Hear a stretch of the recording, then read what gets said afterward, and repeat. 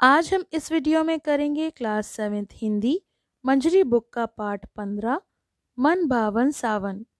यह एक कविता है और कवि का नाम है सुमित्रा नंदन पंत जी। प्रस्तुत कविता में कवि ने सावन के बरसते बादलों का मनोरम चित्रण किया है और उन्होंने अंत में जन जन के जीवन में सावन का उल्लास भरने की कामना की है। तो चलिए कविता शुरू करते हैं और कविता के साथ साथ मैं उसकी व्याख्या भी बता दूंगी। झमझम झमझम मेघ बरसते हैं सावन के, छम छम छम गिरती बूंदें तरुओं से छन के, चमचम बिजली चमक रही उर्मे घन के, थम थम दिन के तम में सपने जगते मन के।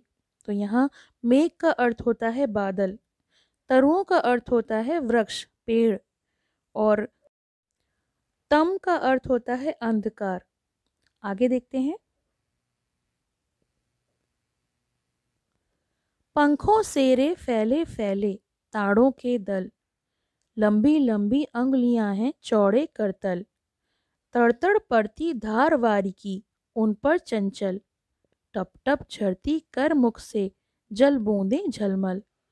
तो यहाँ पर उंगलियां जो हैं और चौड़े करतल, करतल का अर्थ होता है हथेली और वारी का अर्थ होता है पानी। तो चलिए इसकी संदर्भ सहित व्याख्या देख लेते हैं।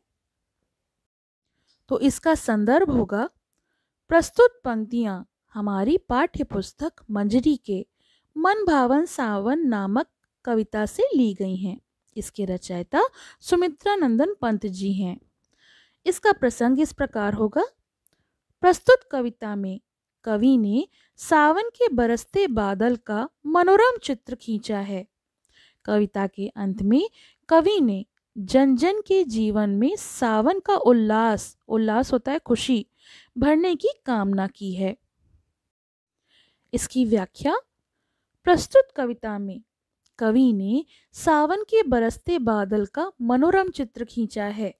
कवि कहते हैं कि सावन के बादल झमझम करके तेज वर्षा करते हैं।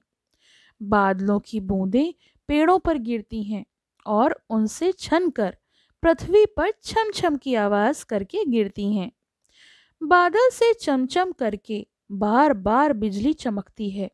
दिन में अंधेरा हो जाता है और आदमी रुक रुक कर सोचने लगता है, मानो स्वप्न देख रहा हो। स्वप्न यानी सपना।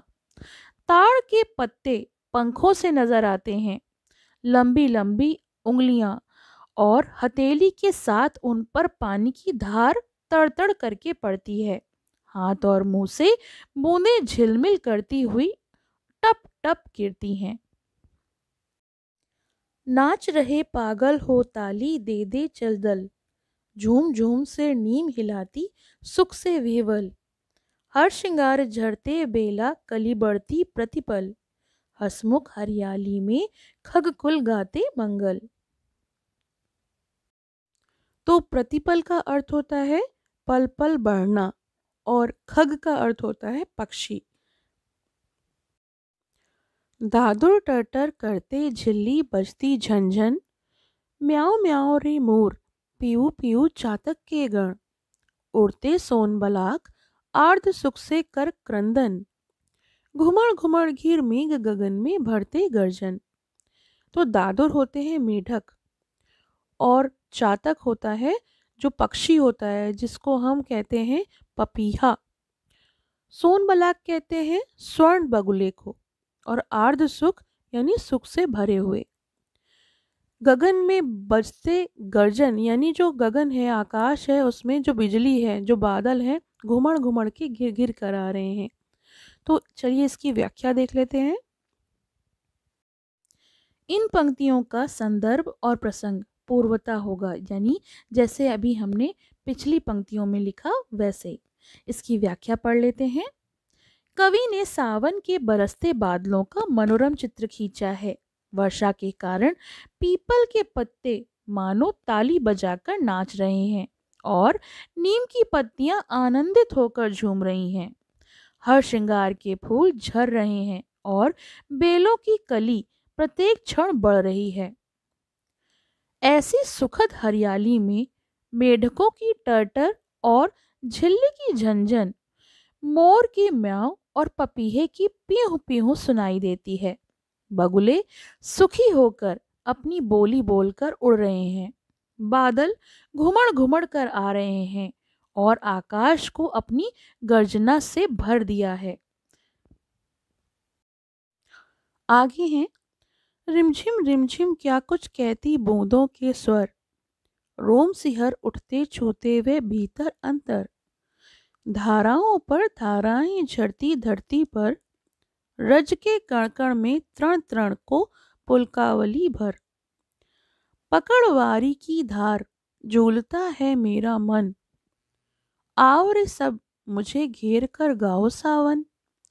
इंद्रधनुष के झूले में झूले मिलकर सब, फिर आए जीवन में सावन मन भावन। तो ये अंतिम पंक्तियों में जो कवि हैं वो ये कहना चाहते हैं कि हर जन जन के जीवन में ये सावन जो है, ये मन भावन सावन बार बार आए। यहाँ पर अर्थ देख लेते हैं। कण कण होता है कण कण। व्याख्या, कवि ने बरसते बादलों का सुंदर चित्रण किया है। रिमझिम करके बूंदें आवाज कर रही हैं, मानो कुछ कह रही हैं। उससे रोमांच हो जाता है और हृदय पर प्रभाव पड़ता है, मन पर असर पड़ता है। पानी की गिरती धाराओं से धरती के कण कण में हरे भरे अंकुर फूट रहे हैं। यानी जो धरती में बीज पड़े होते हैं, जब बारिश होती है तो अंकुर फूटते हैं और नए छोटे छोटे पौधे का जन्म होता है। कवि का मन पानी की धार रूपी रस्सी के सहारे झूलना चाहता है और सबके द्वारा घिर कर उनसे सावन के गीत गाने को कहता है। कवि इंद्रधनुष के झूले में सबको मिलकर झूलने के लिए कहता है और कामना करता है कि ये मन को अच्छा लगने वाला सावन जीवन में बार बार आए और बार बार आकर जीवन को सुखी बनाए। तो ये तो हो गई कविता की व्याख्या। इसके प्रश्न अभ्यास का लिंक मैं आपको डिस्क्रिप्शन में दे दूंगी, तो आप वहाँ से देख सकते हैं। अगर अभी तक आपने मेरे चैनल को सब्सक्राइब नहीं किया है तो please subscribe my channel for new updates. Thank you. पसंद आया हो तो लाइक करें, शेयर करें और चैनल को सब्सक्राइब करें।